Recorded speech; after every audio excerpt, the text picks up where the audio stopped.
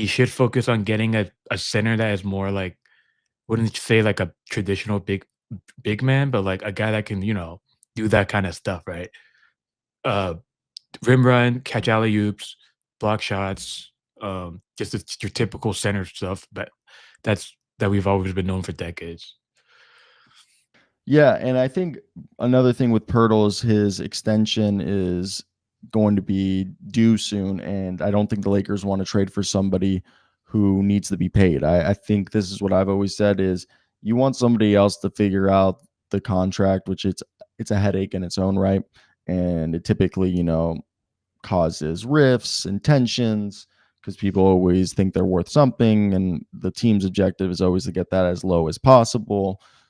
So, how are you able to obviously outside of the centers? You kind of talked on it, Poeltl, Nic Claxton, and if we're really just going over here onto Hoops Hype and going to salaries and looking at the 25 to 26 season and going between the 10 and $20 million range. Besides Gafford, there is Beef Stew, $15 million a year, but he's a little undersized, and it's not like he's a jump out the gym at type of athlete. So to me, it does. And Vooch is another like Jakob Poeltl. Vooch will stretch the floor, but Poeltl and Vooch are guys who aren't going to be catching lobs like that and running the floor the way that they would want. So it makes me wonder if a Mitchell Robinson's available or that's. And again, it's like you Mitchell said, Robinson's like 20. Is he not over 20? no, Oh, he's 12.9 12. expiring. Expiring. Mm-hmm. So I mean, I think he would be a good fit for like. I'm sure Robert Williams is there too. I'm sure, right? I He's on just the list.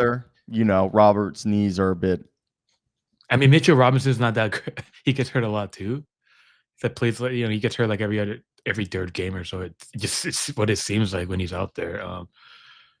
I mean, honest, like I said earlier, like the Lakers don't have a lot of options in terms of a center market.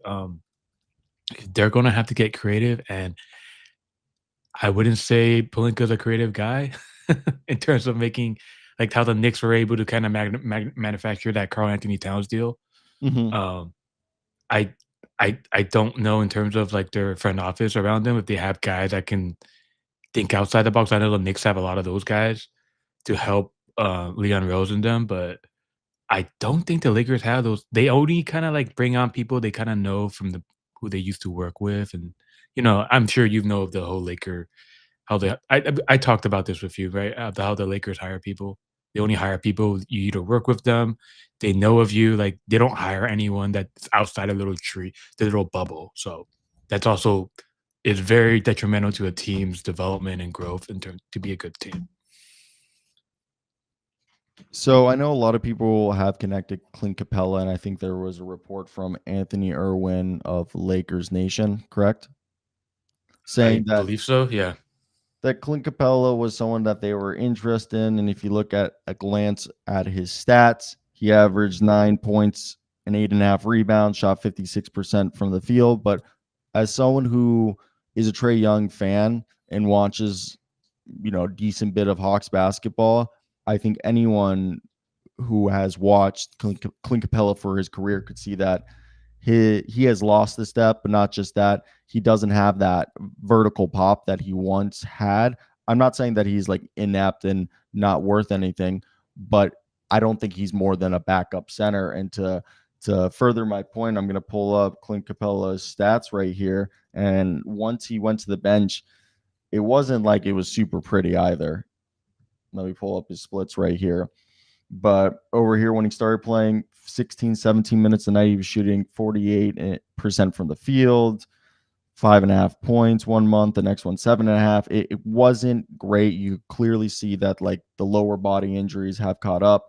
But if they're going center by committee, I mean, Yeah, I guess they kind of have to at this. They don't have anyone that works out. Like honestly, a lot of that money that they can get like a really good center is tied up with LeBron, you know. my So question, two things. A, how likely is it that Jackson Hayes returns? And B, I know that LeBron's expected to opt out, and he said he's not going to take a pay cut, even though last year he said he would. So what's the whole situation there? Could they maybe find some money, or besides, the obvious trades we talked about, but what is the likelihood of Hayes coming back? Because if Hayes comes back, I mean, if you can sign like a Precious Achua and a Clint Capella, I don't think a Clint Capella, Jackson Hayes, Precious Achua, My three-man front court is terrible. just from what I've been reading and stuff, like, I believe Hayes is gonna test the market, free agent, see if he can get, like, better offers out there. Honestly, I'd be surprised if he does, and then the Lakers will probably look at him as, like, a backup like, if everything else falls through, then we're just gonna bring him back on, like, a minimum deal, I guess. If he doesn't he shouldn't get better out, like, he's just really not that good, but, um, I think and I think you know this too, right? Like, he kinda, like, wasn't happy with his playing time in the playoffs especially when JJ kinda yanked him out. So that's definitely something that you have to keep in mind in terms of negotiations going through the summer with him. I think Grant here, my buddy for at Clipper Games, he brought up I think we talked about Claxton and Gafford already just earlier, in terms of Grant the Lakers, Afseth, so you're talking about? yeah. No, no, on your chat right now, Oh, Grant. on your comment. Yeah, Graham. Yeah, the guy that I showed. He said because we talked about Gafford, but Claxton I was going to bring up. By the way, Thomas Bryan had like a resurgence here, but is He did. Is Claxton a realistic option, or is it going back to the thing that they He's don't want I to think what pay? you said, right? You said, like, he's more of like a he's more of like a what fans want more so than what the front office wants, honestly, at Mhm. this point, and he's making what, 25, 27? It's above the Lakers' range, right? He is in a descending contract, but it is 25 next year, 23, and then 20. So right there, it's not ideal because what we just said with a Then they Lakers can't team. get him. Yeah, with the Lakers team that we were showing right here, they have two players taking up $97 million. They're already at 202, and in well, their payroll's 191, but with the luxury tax and everything goes up to 202.